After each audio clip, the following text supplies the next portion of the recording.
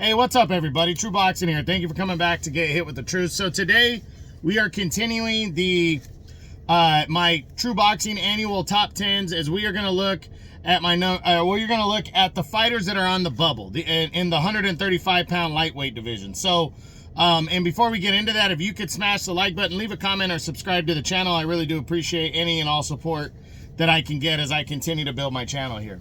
So fighters on the bubble, what does that mean? That means the fighters that are on the verge of potentially busting into the top 10 in 2025.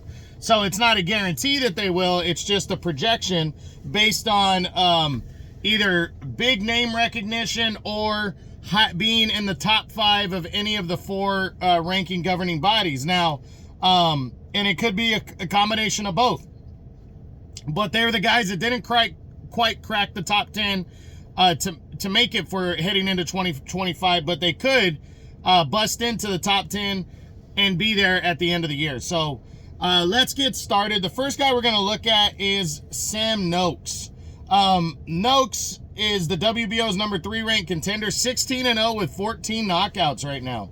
So this guy is on the rise. He had 4 victories to throw himself in the mix in 2024, most notably beating consistent French contender Yvan Mendy. He scored a 12-round unanimous decision over him.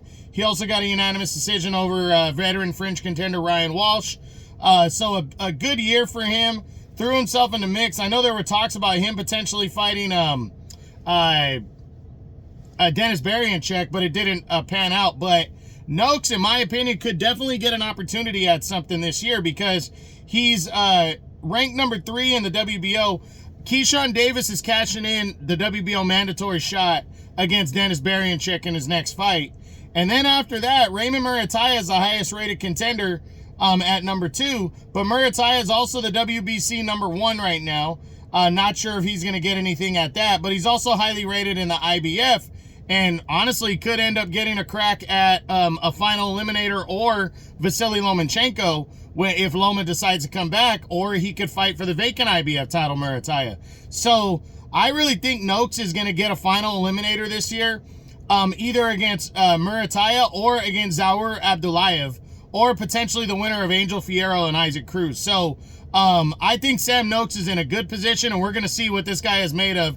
And I definitely think he has a chance to crack the top 10 in this year in 2025. Next up, we look at former junior lightweight champion Joe Cordina. Cordina entered the year as the lightweight champion. As the junior lightweight champ at 130. He was the IBF champion there. He would lose the title in a stunning upset to Anthony Cacace, but it really was based on a punch that Cacace landed after the bell, I think in the 2nd or 3rd round. In the remainder of the fight, Cordina just didn't look the same. Cacace would end up stopping Cordina in the 8th round, handing him his first loss and taking the IBF title. But Cordina was already planning on making a move to 135. He had talked about it before that fight with Cacace. He didn't even entertain the fight with he didn't even entertain a rematch with Cacace. He decided to move up in weight. And he had an opportunity in October to challenge Shakur Stevenson for the WBC title in his debut at 135, but that fell through. I think an injury to one of the two caused the fight to get canceled, and now he's waiting around to see what he's going to do next. He's 33 years old. He's ranked number 10 by the WBC. Cordina's got a name, so he'll get a fight against somebody. The question is who's it going to be against? Is he going to fight somebody like Lee Wood? Will Lee Wood chase him all the way up to 135 or stay at 130? Is he going to fight Anthony Cacace in a rematch? Because Cacace doesn't seem too keen yet, at least, on fighting his mandatory Eduardo Nunez. And he's a 35-year-old fighter that's looking for big fights. So why not move up to 35 and challenge Cordina? So we'll see what happens. Hopefully we find out something soon, but I definitely think Cordina's going to get opportunities to bust into the top 10 just based on his resume and name recognition. Next up, we're going to look at Floyd Schofield. 18-0, 12 knockouts. This kid, I think he's only 22 years old, very young. He entered the year just as a prospect on the rise. In March, he got a win over a disqualification win over a low-level fighter, and then took on Rene Guiron in November and got a 12-round unanimous decision. He seems to continue, he's continuing to roll. And then he got the huge chance once William Zepeda passed on a potential showdown with Shakur Stevenson for the WBC belt on the biggest card that I've ever seen put together, February 22nd on DAZN. Schofield took the fight with Stevenson and will challenge for the WBC title. So we're going to see how good this kid really is, because I think most people agree that Shakur Stevenson is the elite of elite fighters. He's a WBC champ. Talent-wise, he's maybe the most talented fighter in the world right now. I personally think he is going to be the pound-for-pound king one day. I've been saying that for years. And Schofield's coming in a major underdog. But if he could give a good account of himself and really show his talent in this fight and his ability, I think he will really put himself on a good roll, even in defeat. So we'll see how Schofield does against Stevenson as he's getting a major opportunity there. Next up, we are going to look at Andy Cruz, who is an undefeated and highly regarded fighter with only 4 professional fights. He's 4-0 with 2 knockouts, 29 years old, from Cuba. He fought 2 times in the year. He fought on the Crawford undercard when he took on veteran Antonio Moran, the Crawford-Madrimov undercard, and destroyed Moran with a 7th-round knockout win. So this guy's rolling, he's out to prove himself. Only 4 fights into his career, so it's kind of crazy to see a guy with just that little bit of professional, professional fights getting this much exposure. But that's because the talent is there, and he's also being backed up by his rankings. His highest rankings are number 4 in the WBA and number 5 in the IBF. In terms of the WBA, it's going to be interesting because there is no number 1 contender. Tank Davis they don't really force him to fight his top guys. Again, there's no number 1. Schofield, the number 2 fighter, is moving on to fight Shakur Stevenson next, so that'll be absolved, his ranking there.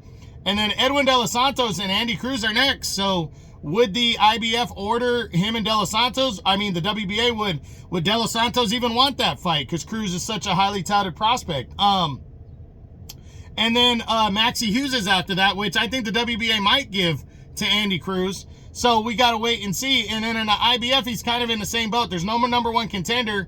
The number 3 contender, Keyshawn Davis, is moving on to fight for the WBO title. And then that leaves Abdulayev and Murataya ahead of Cruz. But I really believe, just based on how things fall, I really believe Andy Cruz is going to work himself into at least the final eliminator this year. I don't think he's going to get a title shot, but I do think he's put himself in a very good position to move himself into contention for a world title heading into 2026. And maybe that's good for him because, again, he's only 4 fights in. Maybe he needs 2 or 3 more before he hits that world title level. So we'll see what happens with Andy Cruz, the youngster. Next up, we're going to look at former world title challenger Edwin De Los Santos. He's here because his high ranking in the WBA. He's the number 3 contender right now in the WBA, but he didn't fight at all in 2024. He hasn't fought since that just ugly performance that he turned in against Shakur Stevenson when he challenged him for the vacant WBC title in 23. I really don't know what he's planning on doing next. I hope he comes back at some point. I think De Los Santos has got a lot of promise, but we got to wait and see what he decides to do. If he's sitting there thinking that he's going to land that fight with Gervonta Davis after not doing anything, maybe not, but I think that's a big gamble. I think he needs to try to come back. But I think De Los Santos is going to lobby potentially for a final eliminator in the WBA, as he's soon going to be the highest rated contender there. Floyd Schofield's going after the WBC belt. He's the number 2, and there is no number 1.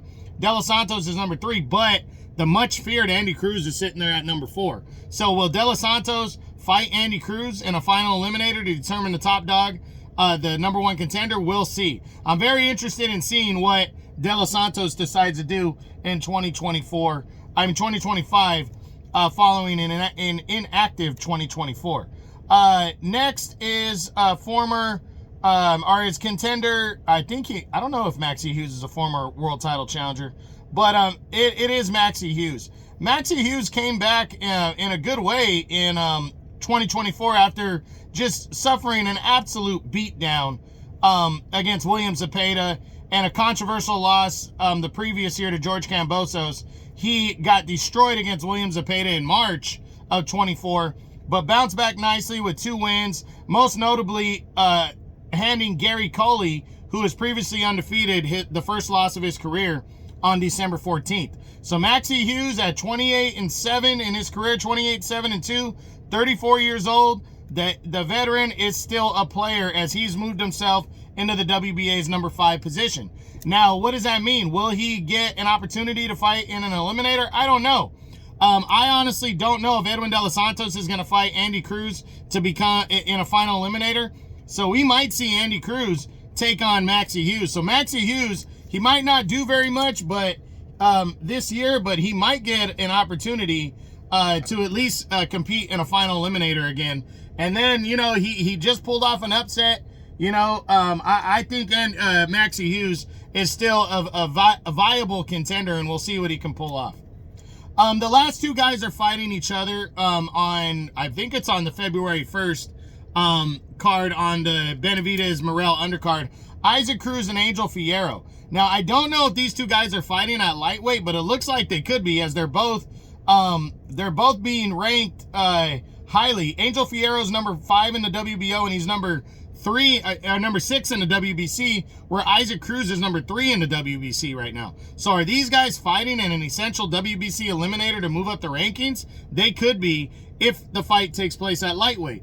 I'm under the impression that they're fighting at 140, but you never know. Cruz bypassed a potential rematch with Jose Valenzuela for the WBA title to take a fight with Angel Fierro, a fight that he doesn't really have to take, as he's a heavy favorite coming in. So the winner of this fight, especially if it takes place at lightweight, is going to be in a great position to fight potentially for a world title. So Cruz, he's in a position where he can get a world title fight if he wants in 2025, lightweight, you know, especially at lightweight. So we'll see what happens. I wouldn't be surprised if Cruz ends up taking on Tank Davis in a rematch in 2025.